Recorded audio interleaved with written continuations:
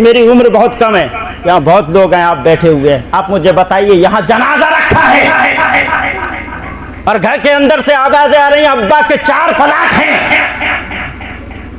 भाई 2 हैं हम, भाई 2 तेरे हो गए 2 मेरे हो गए, पीलीभीत में 10 करोड़ की जमीन है, 5 तेरे हो गए 5 मेरे हो गए।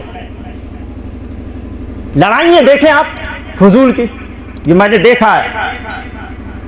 अभी यहाँ सही से 40 माह नहीं हो पाता है, यहाँ फसाद शुरू। उसके मेरे बाप के 3 भट्टे हैं, 2 मेरे 2 आपके, इतनी बीघा जमीन है भाई, 4 आपकी 4 मेरी, 2 मकान हैं, 1 आपका 1 मेरा। और घर के अंदर औरतों की अजीब कहानी, वालिदा का इंतकाल हुआ, बहू कह रही है उसके 2 कुंडल हैं, 1 मुझे चाहिए 1 तू ले लेना, उसकी इतनी जेवरियां हैं, 2 तू ले ले 2 मैं ले लेती हूँ। इधर सोने की लड़ाई, इधर प्लाट की लड़ाई, इधर पैसे की लड़ाई, इधर जो मेरा बाप छोड़ के गया उसकी लड़ाई, इधर जो मेरी माँ छोड़ के गई उसका झगड़ा। क्या हो क्या गया है, क्या हुआ है आपको? 2 तलाक मेरे दोस्त के, 4 कुंडल मेरे 4 उसके, ये रह गया था क्या उम्मत में करने के लिए? बल्कि आपको तो चाहिए ये था कि मेरी माँ मरी है, मेरे भाई तू भी हाफिज़ कुरान है, तू भी कुरान पढ़ना जानता है, मैं भी कुरान पढ़ना जानता हूँ, मलाद के बारे में बाद में लड़ना, मेरे भाई एक कुरान तू पढ़ 1 कुरान मैं पढ़ूंगा। और तेरी घर के अंदर कहती है मेरी बहन 4 कुरान की तिलावत तू कर, 4 कुरान की तिलावत मैं करूंगी, 4 रकात नमाज़ें लिख ले तू पढ़, 4 रकात नमाज़ें लिख ले मैं पढ़ूंगी, उसके कुंडल बाद में उसका हिस्सा लेना, पहले ये कह देना 1000 मरतबा मुस्तफा पे दुरूद मैं पढ़ूंगी, 1000 मरतबा दुरूद पढ़ना, और उस दुरूद के पढ़ के मैं अपनी माँ को बख्शूंगी, तू भी बख्श देना। मेरा दावा है उलमा की मौजूदगी में मैं जुमला बोल के गुजर जाना चाहता हूँ। अगर आपने ऐसा किया यहाँ तेरा पढ़ना मुकम्मल होगा, वहाँ अल्लाह तेरे बाप की बख्शिश फरमा देगा। हमने पढ़ा है, बीवी हामला हुई, नज़ात का वक्त करीब आया, कहा मेरी बेगम शरीक हयात, ये जो मेरी निशानी तेरे शिकम में है, मैं तो कुछ दिन मुझे लगता है कि मैं बस कुछ मिनट का मोहताज हूं, मैं जाने वाला हूं। ये जो तेरे पेट में मेरी निशानी है, इसको तुम मुस्तफा का दीन सिखाना। बोले जल्दी से, क्या कहा? इसको बोल के दिखाएं जल्दी से, इसको मुस्तफा का, और जोर से बोले, दीन सिखाना। इंतकाल हो गया, कुछ जमाने बाद एक बच्चा पैदा हुआ, उसकी उम्र बढ़ी, उस बच्चे को जब बोलना आया तो माँ ने उसकी उंगली पकड़ी और पकड़ के मदरसे में, हजरत ये मेरा बेटा है, ये मेरा बच्चा है, इसके बाप की ये तमन्ना थी कि मुस्तफ़ा का दीन सीखे, उसका इंतकाल हो गया, आप इसे नबी का दीन सिखाइए। उस्ताद ने कहा ठीक है आप जाइए, मैं इसको सिखाता हूँ। उन्होंने कहा बेटा पढ़, अऊज़ु बिल्लाहि मिनश शैतानिर रजीम, बिस्मिल्लाहिर रहमानिर रहीम। बच्चे ने तोतली जबान में पढ़ा, इधर रब की रहमत जोश में आई। बोल के दिखाएं जल्दी से, रब की रहमत जोश में आई। फरिश्तों से फरमाया, फरिश्तों फला कब्र में फला आदमी है, उसको उसकी कब्र में जन्नत का सारी चीजें उसे अता कर दो, उसे जन्नत में ले जाओ। मौला बड़ा गुनहगार था, बड़ा सियाकार था, कभी तेरा जिक्र नहीं किया, कभी कुरान नहीं पढ़ा, मुस्तफा के ऊपर कभी दुरूद नहीं पढ़ी। आज क्या हो गया जो इसको जहन्नम से निकाल के जन्नत अता फरमाए? मेरे रब ने कहा, ऐ फरिश्तों मेरी रहमत को ये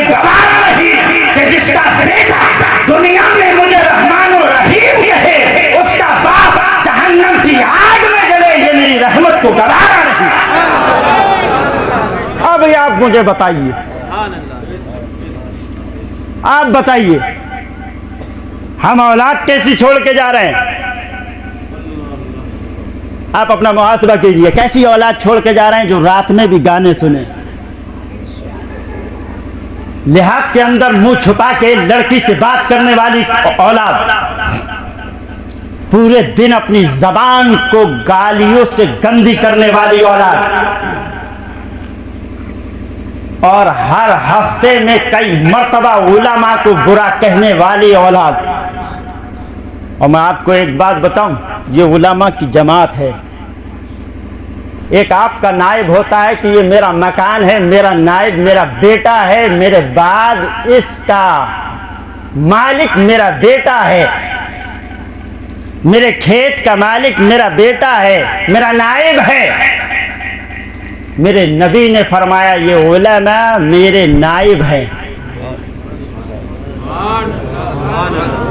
और अब सुने, आप बात आ गई तो सुन लीजिए। सरकार ने कहा जिसने इनसे मुसाफा किया उसने मुझे मोहम्मद से मुसाफा किया। जो इनकी गोद में बैठा वो मुझे मोहम्मद की गोद में बैठा। जिन्होंने इनके चेहरे की ज़ियारत की उसने मुझ मोहम्मद के चेहरे की ज़ियारत की। आपकी औलाद, पूरे दिन गुनाह करने वाली औलाद, कॉमेडिया देख के अपनी जिंदगियों को आगे बढ़ाने वाली औलाद, आप मुझे बताइए आप किस भक्ति में हैं कि हमें मौत नहीं आएगी? हम कौन से घमंड में हैं कि हमारी औलाद, अभी हमारी औलाद हमारी जिंदा पे तो हमारी सुनती नहीं है। नाफरमान औलाद, कब्र पे वो पहुंच भी गया जैसे तैसे लेने के देने ज़माने को देख कर उसने कहा अरे साहब जुमे वाले दिन मस्जिद से लोग नमाज पढ़ के कब्रिस्तान में जाते हैं, कुछ पढ़ते होंगे अपने मुर्दों के लिए, लाओ मैं भी चला जाऊं। वो भी चला गया और जाके उसने इस तरीके से ऐसे हाथ मले, कुछ देर ऐसे करा, इधर देखा उधर देखा और चला आया। आप मुझे ईमानदारी से बताइए अगर उसने कुछ पढ़ा नहीं तो उसके बाप को सवाब मिलेगा जो कब्र में है या नहीं मिलेगा? नहीं आई ना तुम्हारी समझ में? अभी बताता हूँ। एक आदमी सुबह को अपने मालिक के पास गया काम करने के लिए, लेकिन मालिक की गोद के करीब गोद में ही बैठ गया। पूरे दिन उसके पास बैठा रहा। शाम को 7 बजे वो उठा, कहा हजरत मेरे मालिक मैं चलता हूँ, मेरी उजरत दे दीजिए। वो कहेगा भाई किस चीज़ की उजरत दूँ? मैं सुबह से 7 बजे आपके पास आया था, शाम को 7 बजे अपने घर जा रहा हूँ, मेरा मेहनताना तो दीजिए। वो कहेगा पागल हुआ क्या, तू आके मेरे पास बैठा था, मैं काहे कि तुझे मेहनताना दूँ? पहले तू आया कुछ काम करता तब ना मैं तुझे दिहाड़ी देता, तूने कुछ किया ही नहीं है तो मैं तुझे दिहाड़ी काहे की दूँ? ऐसा है कि नहीं? अभी आपसे मैंने पूछा कि हम कब्र पे गए लेकिन पढ़ा कुछ नहीं, यूं करा और चले आए, सवाब मिलेगा? नहीं। अब कमी किसकी? वालिदैन की, जिन्होंने उसको कुछ सिखाया नहीं, इस काबिल बनाया नहीं कि मेरी कब्र पे आए कुछ पढ़े। मुस्तफ़ा फरमाते हैं, और पहली बात तो ये कि आप लोग जाना ही नहीं चाहते। 40 में तक तो साफ अब्बा खत्म हो गए, कब्र पे धड़ाधड़, उसके बाद और दिन बढ़े जाना खत्म, साल हो गई तो और खत्म। मेरे नबी फरमाते हैं जमाने का आज रोना है, मेरे घर में बरकत नहीं होती है। इमाम साहब आप दुआ कीजिए मेरे घर में बरकत हो, मेरा कारोबार नहीं चलता। मेरे नबी फरमाते हैं ऐ लोगों, जो अपने अहबाब के या एक बेटा अपने बाप के कब्र पे जाना छोड़ देता है, अल्लाह ताला उसके रिस्क को मुनक़ता फरमा देता है, रोक देता है। हम तो जाते ही नहीं, और गए भी तो कुछ पढ़ा नहीं, हाथ मले चले आए। कब्र में मुर्दा इंतजार है, मेरा बेटा है, मेरे लिए कुछ पढ़ के चला जाए। एक दिन एक बेटा गया, जाने के बाद में उसने कब्र में कुछ पढ़ा। कब्र का जो मुर्दा था बड़ा खुश हुआ। खुश होने के बाद में जब करीब वाले मुर्दों ने उसकी खुशी का आलम देखा, उसके करीब गए, कहा क्या बात है, आज आप बहुत खुश हैं, क्या हो गया आपको, आज मिल क्या गया है? कहा आज मेरा बेटा आया था, मेरी कब्र पे फाता पढ़ के गया है, मेरे लिए कुछ जो है साले सवाब करके गया है। अल्लाह ने उसकी बरकत मुझे अता फरमाई है, उसका सवाब मुझे अता फरमाया है। उन मुर्दों ने रोना शुरू कर दिया। यहाँ क्या बात है, आप क्यों रोते हो? यहाँ तुम्हारा बेटा है, तुम बहुत खुशनसीब थे जो अपने बेटे को इस काबिल छोड़ के आए, जो तुम्हारे लिए कुछ करता है, ये साले सवाब करता है, तुम्हें यहाँ खुशी मिलती है। एक मेरा बेटा है जो कुछ मेरे लिए भेजता रहे। मेरे नबी फरमाते हैं हर शबे जुमे के हर जुमेरात की रात में, यानी शबे जुमा में, हर मुर्दे के आगे उसके बच्चों का नाम है, उसके बच्चों के कारनामे पेश किए जाते हैं। यानी अगर मेरे वालिद साहब मर गए, मैंने 8 दिन के अंदर क्या किया अपनी जिंदगी में, अपनी जिंदगी को नमाज पढ़ के गुजारा, या अपनी जिंदगी को बेहयाई में गुजारा, अपनी जिंदगी को कुरान पढ़ के गुजारा, या अपनी जिंदगी को शराब नोशी में गुजारा।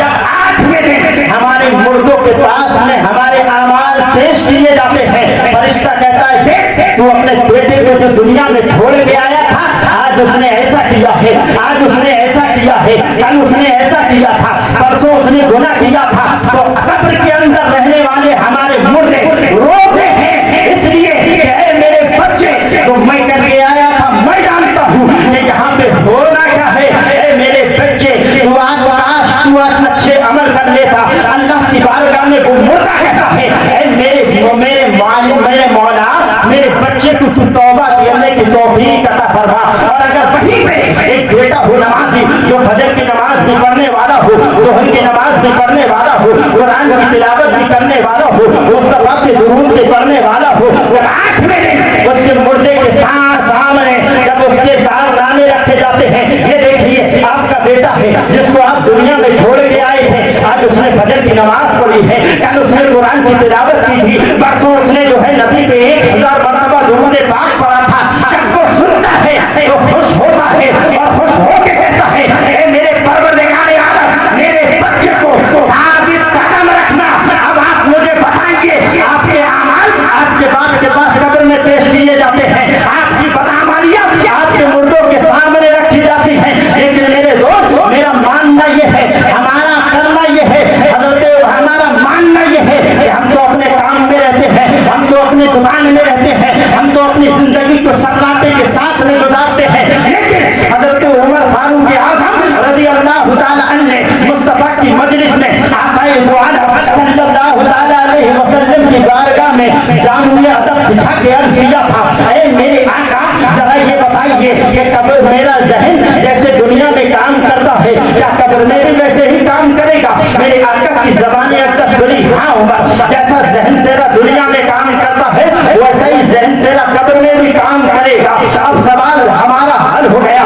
सवाल ये है हम दुनिया में चले तो हमारा चलना बोले नबी नबी, हम दुनिया में उठे तो हमारा उठना बोले नबी नबी। फजर में जब इमाम साहब कहे अल्लाहु अकबर अल्लाहु अकबर तो तुम कह देना अल्लाहु अकबर अल्लाहु अकबर। जब ये जोहर में अज़ान दे तो तुम भी कह देना अल्लाहु अकबर अल्लाहु अकबर। इधर जब आपकी आदत बन जाएगी, यानी आपके कान में अज़ान की आवाज टकराएगी, आप अज़ान का जवाब देंगे, इधर मनादी कहेगा अल्लाहु अकबर अल्लाहु अकबर, इधर आप भी कहेंगे अल्लाहु अकबर अल्लाहु अकबर, इधर वो कहेगा अशहदु अल्ला इलाहा इल्लल्लाह, इधर आप भी कहना अशहदु अल्ला इलाहा इल्लल्लाह, इधर वो कहेंगे अशहदु अन्ना मुहम्मदुर रसूलुल्लाह, आप भी कहना अशहदु अन्ना मुहम्मदुर रसूलुल्लाह। आप कहेंगे मौलाना मिलेगा क्या? तो सुनिए मिलेगा ये, जब कब्र में हम अपने मुर्दे को छोड़ के आए, हमने मिट्टी लगा दी, मिट्टी लगाने के बाद में हम अपने अपने घर को चलने लगे, कुछ लोग वहां से ठहर गए। एक आदमी ऐलान करने वाले ने ऐलान किया, इमाम साहब मेरे बाप की कब्र के सरहाने आप जो है अज़ान पढ़ दीजिए। इन्होंने अज़ान पढ़ी, मैंने अभी कहा, हज़रत उमर ने पूछा था या रसूल अल्लाह, जैसा ज़हन मेरा दुनिया में काम करता है वैसा ही कब्र में काम करेगा? मेरे नबी ने फरमाया हाँ उमर, वैसा ही तेरा ज़हन कब्र में काम करेगा।